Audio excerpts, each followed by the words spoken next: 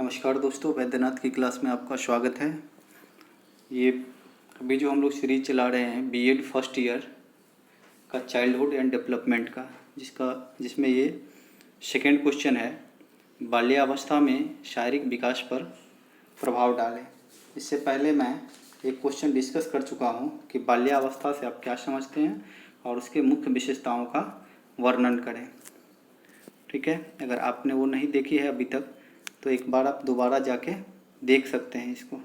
ठीक है, और ये जो भी क्वेश्चन मैं बता रहा हूँ ये सब कुछ क्या है, इम्पोर्टेंट क्वेश्चन है जिसके आने की संभावना सबसे ज़्यादा है। और ये जनरली जो प्रीवियस ईयर पूछा गया क्वेश्चन है वही क्वेश्चन है, इसलिए अगर आप एक बार उससे गो थ्रू होंगे तो आपको एग्ज़ाम में लिखने में आसानी होगी।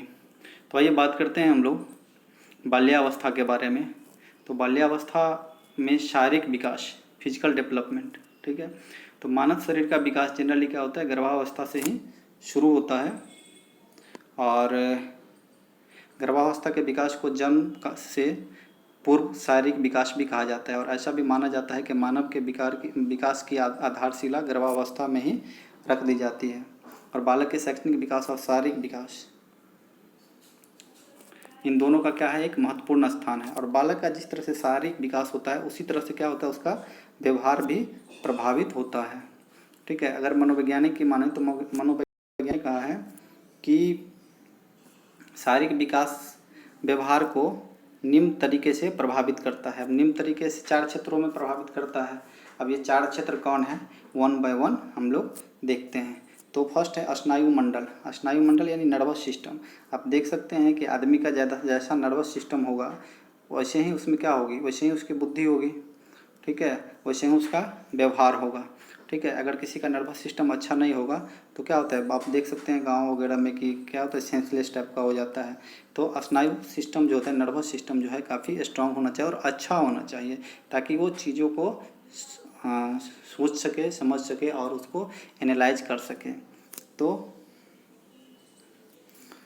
क्या है, स्नायु मंडल के विकास के साथ बुद्धि का विकास होता है और उसके व्यवहार को एक नया रूप मिलता है। ठीक है, बालक का संवेगात्मक व्यवहार उसकी विभिन्न परिस्थितियों को समझने से प्रत्यक्ष रूप से संबंधित है। और उसका जो विचार है वो क्या होता है, दूसरे को विचारों और भावों को भावों और संवेगों को समझने की योग्यता प्रदान करती है। सेकेंड है मांसपेशियों में वृद्धि। मांसपेशियों में वृद्धि, और मांसपेशियों में वृद्धि होने के साथ ही क्या होता है, उसका शक्ति का विकास होता है। और जो कि बालक की क्रियाशीलता, अगर शक्ति रहेगा तभी ना बालक काम करेगा। तो उसमें क्या होता है, तो उन क्रियाओं में क्या होता है, दिखाई देती है और बालक परिवर्तित होते रहता है। विकास की सभी अवस्थाओं में बालक के खेलकूद मांसपेशियों के विकास पर निर्भर करता है। खेलकूद मांसपेशियों के विकास पर निर्भर करता है, यानी कि वो बालक इसका मांसपेशी जितना अच्छा रहेगा बालक उतना ही ज़्यादा खेलकूद कर सकता है या अपने फील्ड का एक्सपर्ट बन सकता है। फोर्थ है शारीरिक विकास, ये थर्ड होना चाहिए। शारीरिक विकास, संपूर्ण शारीरिक ढांचा में क्या आ जाता है कि संपूर्ण शारीरिक ढांचे में परिवर्तन अथवा उसके शारीरिक लंबाई, चौड़ाई, भार, शारीरिक अनुपात और सामान्य शारीरिक रूप से बालक के व्यवहार को प्रभावित करता है। यानी शरीर जितना ही बालक का अच्छा रहेगा वो सब किस पे डिपेंड करता है, उसके अगर बालक का शरीर अच्छा रहेगा तो क्या होगा, उसका लंबाई, चौड़ाई और भार, शरीर का जो अनुपात होगा, BMI जिसको बोलते हैं बॉडी मास इंडेक्स, ये भी क्या होगा, अच्छा होगा। और कहा जाता है कि स्वस्थ शरीर ही उसके मन के साथ सर्वांगीण विकास क्या होता है मैं आपको पहले बता चुका हूँ। सर्वांगीण विकास मतलब हर तरीके से शारीरिक, मानसिक और आध्यात्मिक विकास होता है। अतः यह कहा जाता है कि शारीरिक विकास और स्वस्थ व्यक्ति के व्यवहार पर बहुत प्रभाव डालता है। ठीक है, अब देखिए लॉ ऑफ फिजिकल डेवलपमेंट। अब फिजिकल मतलब बॉडी, शरीर का विकास होता कैसे है। ठीक है, तो इसका जो सबसे फर्स्ट है तो मस्तकाधोमुखी विकास का नियम। मस्तकाधोमुखी विकास का नियम का मतलब है कि सबसे पहले क्या होता है, मस्तिष्क का विकास होता है। ठीक है, यानी पहले सिर का विकास होता है, ठीक है, उसके बाद धड़ का और उसके बाद पैरों का विकास होता है। ठीक है, सबसे पहले क्या होता है, मस्तिष्क का विकास, उसके बाद धड़ का, उसके बाद हाथ का और उसके बाद पैरों का। अब विकास के चक्र का 4 नियम बताया गया है। ये विकास चक्र का 4 नियम बताया गया है, ठीक है। और ये 4 चक्रों में होती है, यानी उसका जो एक सर्टेन पीरियड ऑफ टाइम होता है। अगर प्रथम चक्र की बात करें तो ये क्या होता है, जन्म से 2 वर्ष तक होता है। द्वितीय चक्र क्या होता है, 2 से 11 वर्ष तक होता है। तृतीय चक्र 11 से 15 वर्ष तक होता है। और चतुर्थ माने फोर्थ जो है वो 15 से 18 वर्ष तक। और उसके बाद क्या होता है, बच्चा किशोरावस्था में चला जाता है, ठीक है। अब देखते हैं कि प्रथम वर्ष में क्या होता है, शारीरिक विकास काफ़ी तेज होता है। लेकिन जैसे द्वितीय चक्र आता है तो क्या होता है, उसकी धीमी हो जाती है। और तृतीय चक्र में क्या होता है, वह पुनः तीव्र गति हो जाती है। और चतुर्थ में क्या होता है, फिर धीमी होती है। तो इस तरह से हम देख सकते हैं कि फर्स्ट में काफ़ी तीव्र विकास होता है, फिर सेकेंड में धीमी हो जाती है, फिर थर्ड में फिर तीव्र हो जाती है विकास, और फोर्थ में क्या होता है, पुनः धीमी हो जाती है। तो इस तरीके से क्या है कि एक शारीरिक जो विकास है वो समय समय पे क्या होता है, चेंज होते रहता है। यानी एक समय में एक तरह का विकास नहीं होता, यानी टाइम जैसे जैसे चेंज होता है, उसका आयु जैसे जैसे चेंज होता है, उसका विकास की गति भी चेंज हो जाती है। दूसरा बी में है शारीरिक विकास की विशेषताएं। अब शारीरिक विकास की क्या विशेषताएं हैं, तो शारीरिक विकास की जनरली 2 विशेषताएं हैं। एक शारीरिक विकास, शारीरिक रचना का विकास। शारीरिक रचना का विकास का मतलब ये है कि शरीर का आकार, भार, ऊंचाई, दांत आदि का विकास होता है, ठीक है। और दूसरा क्या होता है, शारीरिक क्रिया का विकास। शारीरिक क्रिया का विकास में क्या होता है, सबसे पहले उसका क्या बनता है, नर्वस सिस्टम बनता है, हृदय बनता है। उसके बाद उसका सर्कुलेटरी सिस्टम बनता है, उसके बाद रिस्पिरेटरी सिस्टम बनता है, और उसका डाइजेस्टिव सिस्टम बनता है। तो एक तरीके से हम ये देख सकते हैं कि एक शारीरिक रचना का विकास का मतलब हो गया एक्सटर्नल डेवलपमेंट, और शारीरिक क्रिया का विकास का मतलब हो गया इंटरनल डेवलपमेंट, यानी बॉडी के बाहरी साइड का विकास, ठीक है। अब देखिए, अब बाल्यावस्था में शारीरिक विकास, फिजिकल डेवलपमेंट ड्यूरिंग चाइल्डहुड। अब ये हम लोग पहले से ही देख चुके हैं कि बाल्यावस्था क्या होता है, 6 से 12 साल की उम्र तक होता है, और इसे 2 भागों में बांटा गया है। 6 से 9 साल, इसको प्रथम विकास की गति, प्रथम भाग में क्या है, इसमें विकास की गति क्या होती है, तेज होती है।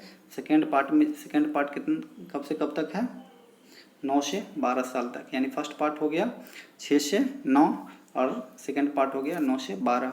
और उसमें जो विकास की गति उसमें क्या होती है, तेज होती है। यानी 6 से 9 साल की अवस्था में बालक का विकास तेजी से होता है, और द्वितीय भाग में 9 से 12 में क्या होती है, उसकी विकास की गति थोड़ी धीमी हो जाती है। और इस आयु में शारीरिक परिवर्तन इस प्रकार से होता है, जैसे लंबाई या आकार, लंबाई और आकार में वृद्धि होती है, ठीक है। और हर वर्ष जो है 2 से 3 इंच जो है इसका विकास, उसका जो बॉडी है वो बढ़ता है, मतलब उसका जो लंबाई है वो इंक्रीज होता है। और 6 से 9 की आयु तक बालिकाओं में यही विकास जो है बालकों की अपेक्षा क्या होती है, कम होती है। बालकों की अपेक्षा क्या होती है, कम होती है। और 10वें वर्ष में दोनों की लंबाई लगभग समान हो जाती है, और 10वें वर्ष में दोनों की लंबाई लगभग समान हो जाती है। और 12 वर्ष तक आते आते बालिकाएं बालकों से अधिक लंबी आयु की हो जाती है। एक बार समझ लेते हैं इसको फिर दोबारा,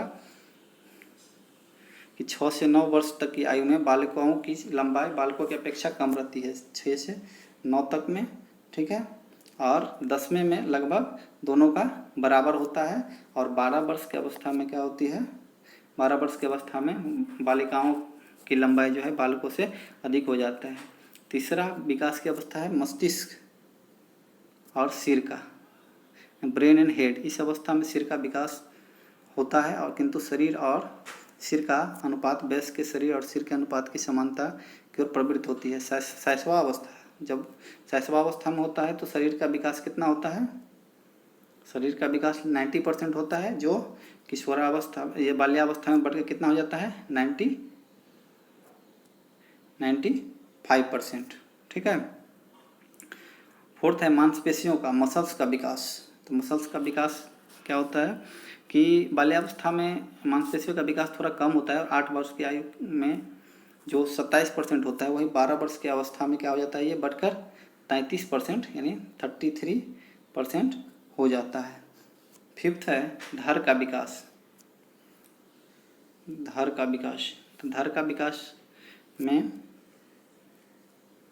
बालक और बालिकाओं के धर का विकास का काफ़ी महत्वपूर्ण स्थान है। और ये क्या होता है, इससे शरीर क्या होता है, बलिष्ठ होता है, पुष्ट होता है और शक्तिशाली होने लगता है। और इसमें क्या होता है, उसके कंधे चौड़े होने लगते हैं, कूल्हे पतले होने लगते हैं और कंधे और बालिकाओं के कंधे भी पतले होने लगते हैं और कूल्हे चौड़े होने लगते हैं। ठीक है।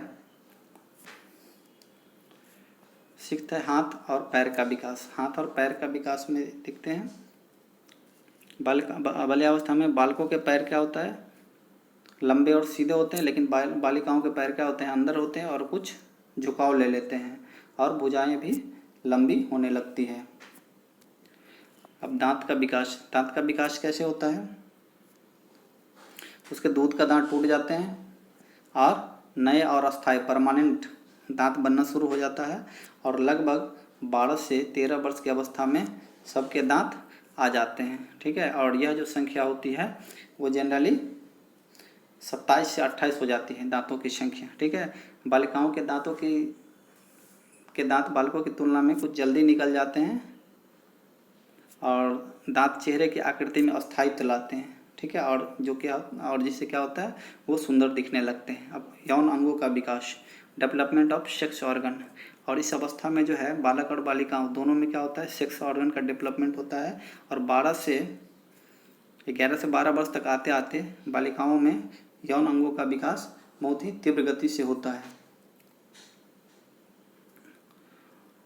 9th है हृदय गति, हार्ट बीटिंग। अब हार्ट बीटिंग क्या होता है, तो शैशवावस्था में क्या होता है, बाल्यावस्था की तुलना में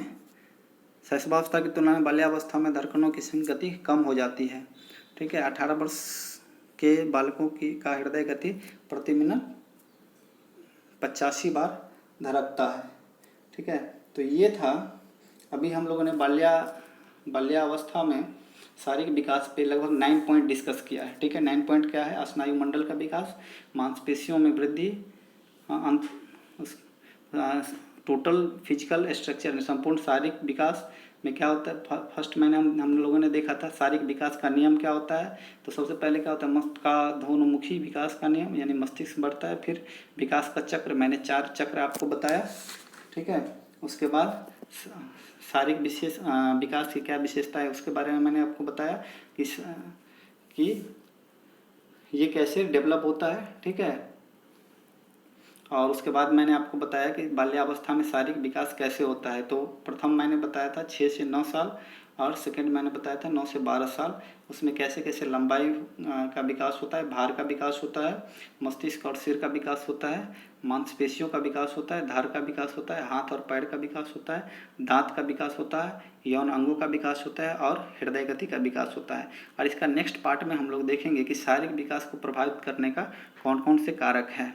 ठीक है। ऐसे कौन कौन से फैक्टर है जो कि शारीरिक विकास को प्रभावित करता है। ठीक है। तो ये था हमारा आज का, और ये वीडियो आपको कैसा लगा, अगर इसमें कोई डाउट हो तो आप हमें कमेंट सेक्शन में लिख के बताएं ताकि हम और इससे अच्छा कर सके। और अगर आपको PDF चाहिए इसका तो कमेंट सेक्शन में मैं नंबर और ईमेल ID दे देता हूँ, आप मेरे से कांटेक्ट कर सकते हैं और PDF आप व्हाट्सएप के थ्रू ले सकते हैं। ये वीडियो आपको कैसा लगा हमें फिर दोबारा ज़रूर बताइएगा, और अगर अच्छा लगा तो लाइक कीजिएगा, सब्सक्राइब कीजिएगा और अपने दोस्तों के साथ शेयर ज़रूर कीजिएगा ताकि वो भी लाभान्वित हो सके। तो थैंक्स फॉर वॉचिंग।